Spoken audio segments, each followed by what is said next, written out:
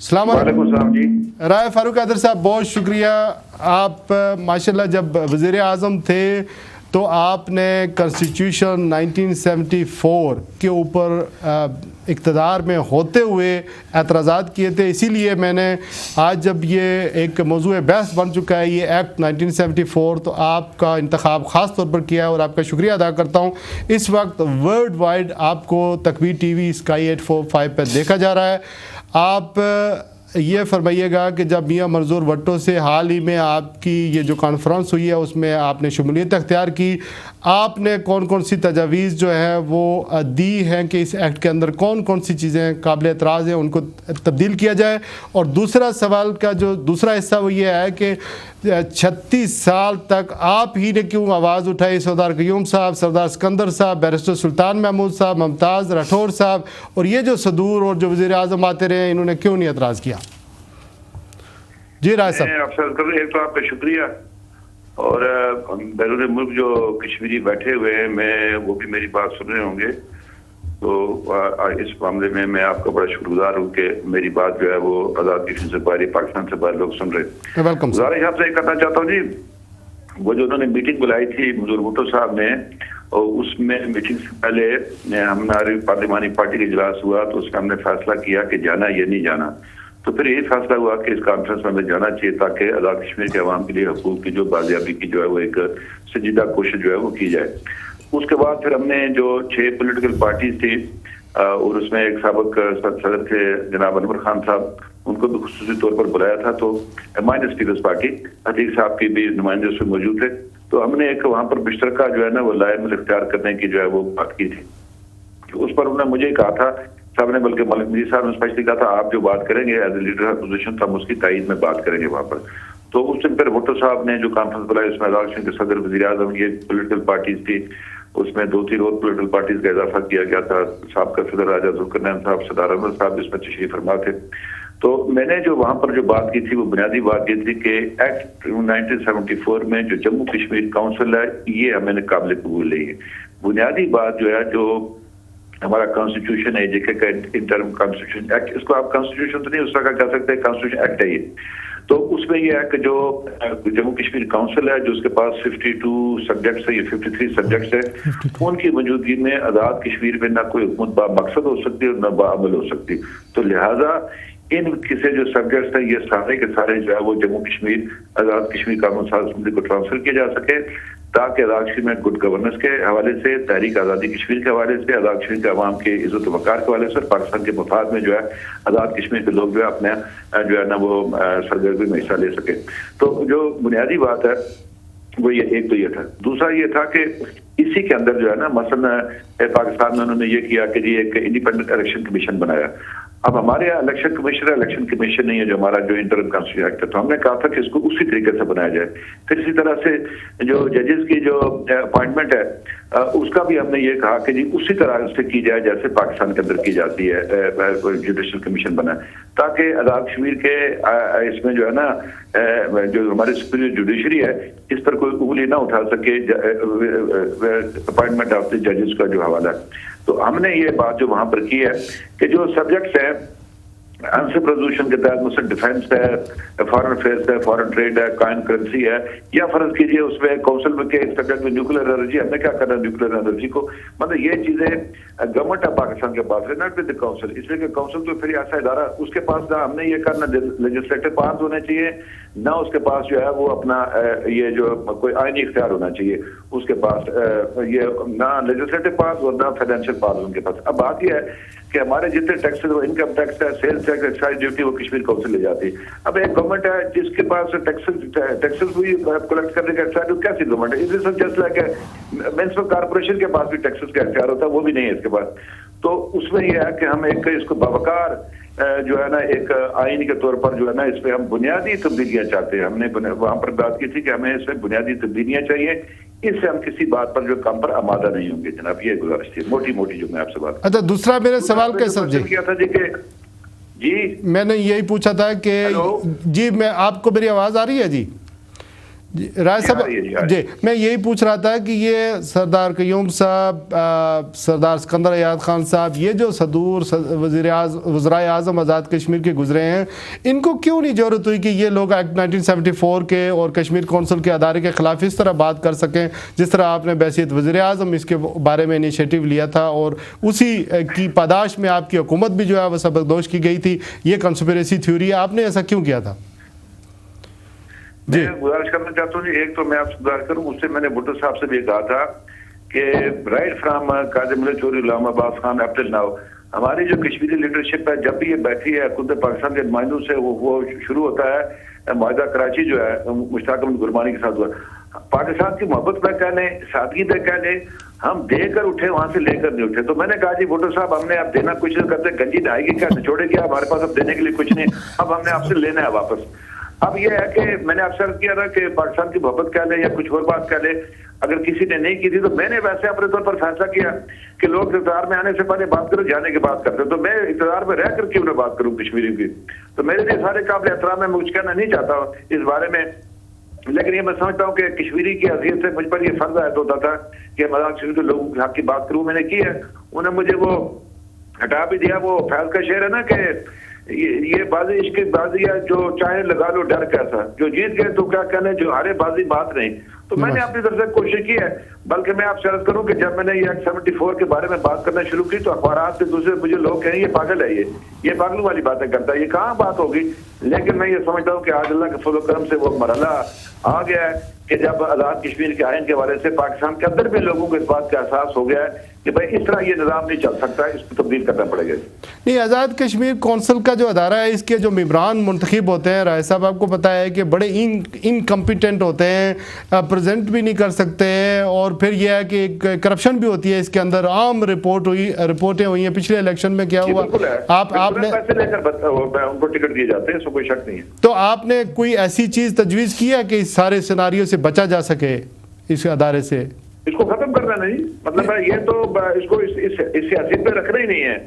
ये जैसे है ना काउंसिल ऑफ कॉमन इंटरेस्ट है पाकिस्तान के आइन में कि जो पाकिस्तान के और कजाकिस्तान के जो मामलात है उसके ऊपर कोई कंसल्टेटिव बॉडी रखती जाए, जैसे प्राइम मिनिस्टर पाकिस्तान हो, president Azad Kashmir, prime minister Azad Kashmir, इस तरह का कोई निजाम हो। बाकी इस तरह मौजूदा हैसियत में तो फिर जब इसके पास 52 सब्जेक्ट्स नहीं रहेंगे तो ये अदारा फिर इस तरह का रहेगा ही नहीं। तो ये तो बिल्कुल हम इसमें जो है ना बुनियादी तब्दीली चाहते हैं, इस तरह हमें काबिल कबूल है ही नहीं है, किसी सूरत में भी कबूल नहीं है। नहीं राय साहब, आप जब वहाँ पर कॉन्फ्रेंस के अंदर गए तो दूसरी पार्टियों का क्या रिएक्शन था? यानी पीपल्स पार्टी तो ज़ाहिर है, और उनका क्या रद्द अमल था इस बारे में, और जो दूसरी जमातें हैं उन्होंने कश्मीर कौंसिल के अदारे को ख़त्म करने के बारे में जो आपने तजवीज़ पेश की, उनका क्या कहना था इस बारे में? वो सपोर्ट कर रहे थे या वो हमायत कर रहे थे? ऐसे था जी कि पीपल्स पार्टी वालों ने तो ये बात की कि जी सदारे में बड़ी करप्शन है, बदनामी का बायस है, तो आइन के अंदर तरमीम होनी चाहिए। स्पेसिफिक इसके बारे में कोई नहीं बोला। अतीक साहब ने कुछ थोड़ा बहुत वो बात को बोल कर गए, मतलब है उन्होंने कहा बड़ी चेंजेस की जरूरत नहीं है, कुछ थोड़ी बहुत, लेकिन हम सब ने कहा नहीं, चेंजेस की जरूरत है और इसमें बामानी और बामकसद चेंजेस आने चाहिए। लेकिन ओवरऑल जो है वो पॉलिटिकल पार्टीज के दरमियान एक ऐसी बात सामने आई कि जिसपे सब लोगों का मुश्तरका मौक़िफ़ था कि इस आइन के अंदर जो है ये बुनियादी तब्दीलियां जो लानी चाहिए। जी अच्छा, हमने यही कोशिश की है कि जब तक ये मरहला पूरा ना हो जाए तो किसी के खिलाफ कोई बात न की जाए, ताकि ये सब हम मिलकर जो है ना ये बात कर सके। बात में बड़ा टाइम है, अगर अल्लाह करे कि ये आइन नया बन जाए, एक नया सोशल कॉन्ट्रैक्ट अब आ जाए, उसके बाद फिर बैठ कर एक दूसरे के बारे में बात करेंगे। राजा फारूक हैदर साहब, आप सदर हैं पाकिस्तान मुस्लिम लीग नून आज़ाद कश्मीर के, बहैसियत सदर आज़ाद कश्मीर मुस्लिम लीग नून, आपने अपने कायद मियां मोहम्मद नवाज शरीफ साहब को इस बारे में या मुस्लिम लीग नून की जो क़यादत है उसको एतमाद में लेकर ये स्टेप उठाया है, ये स्टैंड लिया है कि इस अदारे को ख़त्म कर दिया जाए, या खुदा न खास्ता कल अगर वो इक़्तिदार में आ जाते हैं और आप ये स्टैंड लेते हैं तो वो ये बात नहीं मानते हैं, तो फिर किस तरह आप इससे नबरत आज़मा होंगे, लोगों को क्या जवाब देंगे? ऐसा मैं आपसे अर्ज करूं कि जब हम ये लीग बना रहे थे तो उस वक्त हमने मियां नवाज शरीफ साहब से कैटेगोरिकली ये बात की थी कि आज़ाद कश्मीर के आइन में ये बुनियादी तब्दीली की जरूरत है, और उन्होंने हमें ये कहा था कि मैंने अगर बलूचिस्तान के अंदर लोगों से बात किया, खैबर पख्तूनख्वा में नेशनल अवामी पार्टी को उन्होंने कौमी धारे में शामिल किया, उन्होंने अपना बलूचिस्तान से कौमी धारे में शामिल किया, इलाकाई जमातों को सिंध से आज उन लोगों को शामिल करें, तो आज़ाद कश्मीर के बारे में क्यों नहीं ये बात करेंगे? उनको इस बात हमने बात ये बताई है। और फिर इस बातचीत पे जाने से पहले मैंने राजा जफर हक साहब को, जो पार्टी के चेयरमैन है, उनको भी और वज़ीर तहरीर भी मैंने मियाँ साहब को आगाह कर दिया था। उनकी तरफ से मुझे ये आया था कि आप इस कॉन्फ्रेंस में शरीक हो। अब बात यह है कि जब ये एक बन जाएगा कोई एक पेपर जैसा, तो फिर उसके बाद हम उसके पास जाएंगे और उनको कहेंगे जी कि इस पर हमने इत्फाक किया, आप भी इस पर जो है इत्फाक राय करें। और मुझे पूरा कामल यकीन है कि मियाँ साहब जो है वो इस बारे में हमारी बात को मानेंगे और हमारी तायीद करेंगे।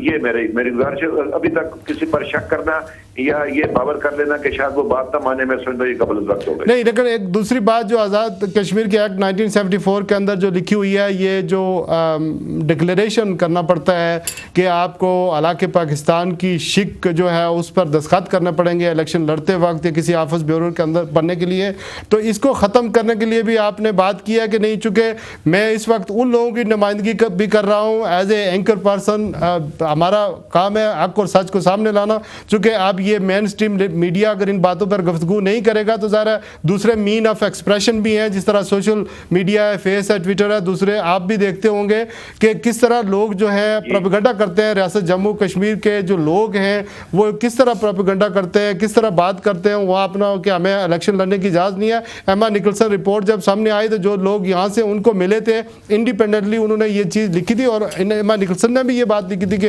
आज़ाद कश्मीर के लोगों को सबको इलेक्शन लड़ने का इख्तियार हासिल नहीं है। तो इस पॉइंट पर भी आपने स्टैंड लिया है कि नहीं? बात यह है कि वहाँ एक पार्टिसिपेंट ने ये बात भी की थी जी कि इनको पाबंदियां खत्म करें, लड़ लेने दे, पता चल जाएगा कि कितने पानी में है। मैं उनकी इज्जत करता हूँ, जो सारे कश्मीर की इज्जत करता हूँ, उनके कोई भी ख्यालात हो। अब गुजारिश है कि मैं अफसर को एक तो यूएन रेजोल्यूशन, अगर यूएन रेजोल्यूशन में बात करूँ तो फिर से दो ही ऑप्शन बनते हैं, बाद लोग तीन कहते हैं लेकिन दो ही बनते हैं। अब उसके तहत तो कोई पाबंदी नहीं लगाई जा सकती, लेकिन इस पर यह है कि इस पर बाकी पॉलिटिकल पार्टीज को भी लाना पड़ेगा, इस बात पर आमादा करना पड़ेगा। अब जब एक्ट 70 बना था तो उसमें यह कोई शिक पे उस पर पाबंदी नहीं थी, लेकिन ये बाद में जब एक्ट 74 आया तो उसमें इस किस्म की कुछ पाबंदी आई। फिर कुछ इलेक्शन रूल्स हैं जो इससे हट करें कि उसमें जो है कुछ जो आदमी इलेक्शन लड़ता है उसको डिक्लेरेशन देना पड़ता है या उसके बाद जो हल्फ उठाता है, जो आइन का हिस्सा नहीं है। लेकिन यह है कि इस पर बैठकर बात करनी पड़ेगी कि इन भाइयों को किस तरह इसको भी धारे में शामिल किया जाए। ये एक सीरियस सी बात है, तो इस पर भी हम आपस में बैठकर बातचीत करेंगे। मैंने ये बात ये कर रहा हूँ आपसे कि जितने इस तरह के जो ख्यालात रखते हैं भाई, मैं उनसे भी मिलूंगा, मशवरा करूंगा। आप भी इस पर अपनी इनपुट दीजिए कि हम एक बेहतर और कंसेंसस से भरा हुआ जो है ना वो एक आइन जो है ना वो आजाद कश्मीर या कश्मीरी कौम को, जो मकबूजा कश्मीर को उस तरफ के भाइयों की भी नुमाइंदगी करेगी, गिलगित बल्तिस्तान के लोगों की नुमाइंदगी करेगी। Gilgit Baltistan is integral part of state of Jammu Kashmir. ठीक है। दूसरा जो सबसे बड़ा एतराज है राय साहब, 12 सीटें मकीम जम्मू कश्मीर महाजरीन पाकिस्तान, उन पे एतराज होता है। आपको पता है खोखर साहब है कराची से, उनका एक और नुमाइंदा है कराची से, कोई इलेक्शन दूसरा आदमी लड़ नहीं सकता। इसी तरह पाकिस्तान पंजाब में अगर हुकूमत नून लीग किया तो नून लीग वाले दे देते हैं, अगर सराद के अंदर है तो जिस तरह पीपल्स पार्टी है वो बना देंगे। तो ये जो 12 सीटें हैं ये एक तरह की रिश्वत होती है जो पाकिस्तान की गवर्नमेंट आज़ाद कश्मीर में जिस पार्टी की हुकूमत बनाना चाहती है वहाँ दे देती है और वो इनबैलेंस करती है आज़ाद कश्मीर के 29 हल्कों में और फिर मिला मिलू कर उसकी हुकूमत बन जाती है। तो इस बारे में भी आप क्या समझते हैं, कोई स्टैंड लेंगे? मैं आपसे अर्ज करूं कि जब 1960 में यहाँ बेसिक डेमोक्रेसी का निज़ाम कायम हुआ तो उस वक्त 1200 नुमाइंदे जो सदर के 2400 तो होता था इलेक्टोरल कॉलेज जिसमें खुर्शीद साहब पहली बार सदर बने थे, तो 1200 महाजरीन मुकीम पाकिस्तान थे और 1200 जो थे आज़ाद कश्मीर थे। उस जमाने में भी एक इल्जाम लगाया गया था, हमें इस बात का कलक था कि सरदार क्यों साहब को जबरदस्ती हराया गया कि वहां पर जो है कुछ जो लोग मेंबर नहीं थे लोकल बॉडीज के बीडी मेंबर उन्होंने आकर वोट डाले। फिर ये इलेक्शन में भी ये इल्जाम लगे कि लगते रहे और आपकी बात बजा भी दुरुस्त है। बात यह है कि चूंकि महाजरीन जम्मू कश्मीर का जो ये इशू है, कश्मीर इशू, ये बड़ा एक पिक्यूलियर सा इशू है और ये उसके अंदर जो है ना मतलब हमारे आइन का हिस्सा। फर्ज कीजिए कि अभी जो हमारे भाई जो महाजरीन मुकीम पाकिस्तान है उनकी भी 24% जो है सर्विसेज में नुमाइंदगी है कोटे में आज़ाद कश्मीर के अंदर, ताकि वो उनको हम अपने एक हिस्सा रखा हुआ है। अब ये एक जज्बाती सा भी आप उसको कह लें, एक नजरियाती सा भी मामला है कि क्या उन लोगों को बाहर निकाल दिया जाए इसलिए कि जम्मू और कश्मीर का मसला होना बाकी। अब मकबूजा कश्मीर ने वो नशिस्तें खाली रखी हैं, हमने महाजरीन को नुमाइंदगी दी हुई है इस पर, तो इस पर भी बैठकर बातचीत की जाए कि ये इलेक्शन कैसे। ठीक है प्रोफेसर जफर खान साहब, राय साहब प्रोफेसर इंडिपेंडेंट इलेक्शन बन गया हुआ, कमीशन बन गया। हम चाहते हैं कि इस तरह का इंडिपेंडेंट इलेक्शन कमीशन बन जाए ताकि कोई सूबाई हुकूमत में जो है वो धांधली जो है ना वो ना कर पाए। अब बाज़ लोगों की राय ये थी कि जी इसको जो है ना इनडायरेक्ट प्रोपोर्शनल रिप्रेजेंटेशन करें, इनडायरेक्ट जो है उसको करें।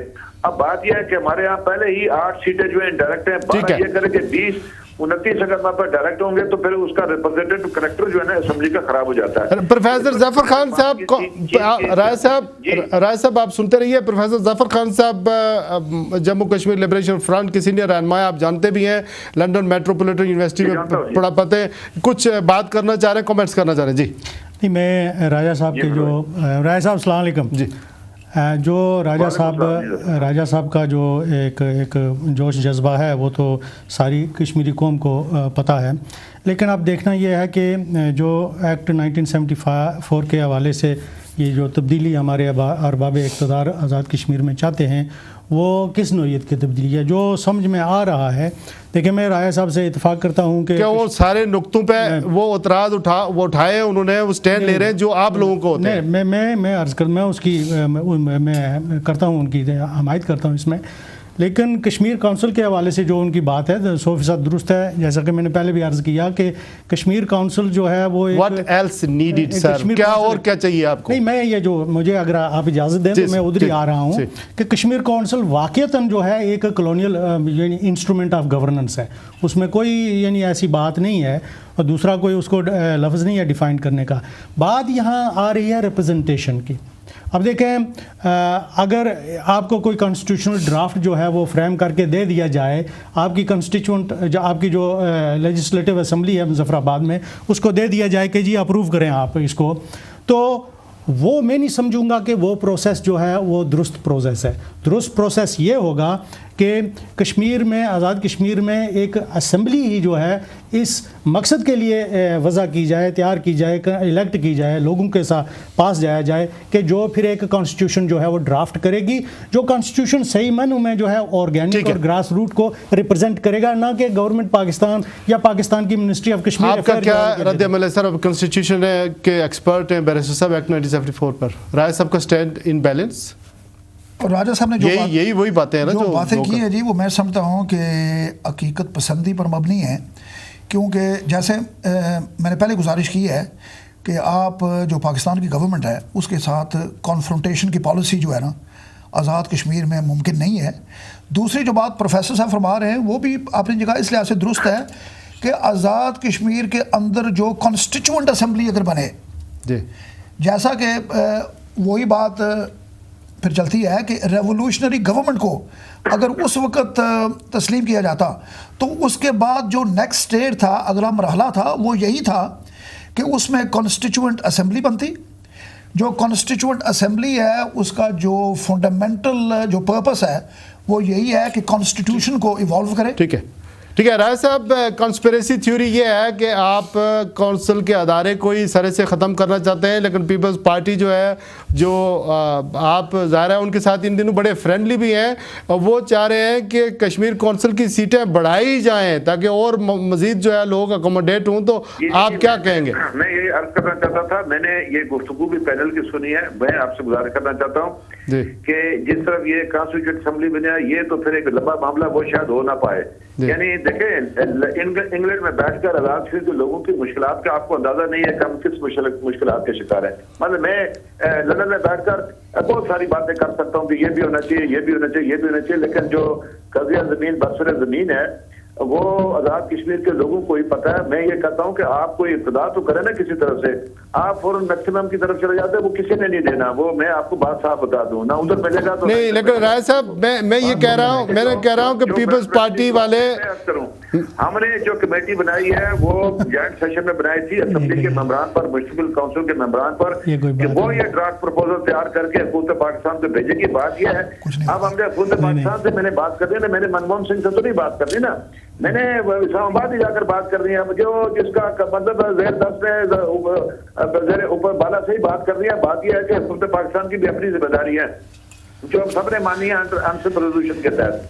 अब उसमें ये लिखा हुआ है कि वो जब तक ये ना हो जाए प्राइम मिनिस्टर तो वो यहाँ पर जो है गुड गवर्नेंस के मुताबिक जो है हुकूमत कायम करेगी। लोकल अथॉरिटी इसको माना गया हुआ, जोसेफ कार्पल ने इसको माना है, लोकल अथॉरिटी, यूएन ने भी इसको माना हुआ है। अब बात यह है कि कुछ एग्जाम जो है वो ऐसा से किए जाते हैं। बात यह है कि पाकिस्तान खुद सावरन नहीं है, यह है अमेरिका जो हमारी मुदाखलत करता रहता है, रोज आकर हमारी इसको टेरिटोरियल इंटीग्रिटी को तबाह करता है ड्रोन हमलों से। तो मैं आपसे गुजारिश करना चाहता हूँ कि बात वो करें कि जो बात हो सकती है अभी, तो ये पहला कदम है, उसको उठा लेने दे, इस पर हमारी हिमायत करें। बिल्कुल ठीक है, आपकी मदद चाहिए, हम आपकी तारीफ चाहिए, ठीक है। जो है बढ़ सके। राय साहब, एक आपकी मौजूदगी से फ़ायदा उठाते हुए मैं एक इंतहाई अहम बात आपको बताना चाह रहा हूँ कि जो लोग कोटली आज़ाद कश्मीर सफ़र करते हैं पाकिस्तान से, ओलार से आगे जो ये जेवड़ा और ये जो चंगड़ का इलाका है, यहाँ पर लोगों को लूट लिया जाता है। ऐसी वारदातें इस वक्त कई फैमिलियों के साथ जो इंग्लैंड से गए हुए थे उनके साथ हुआ है।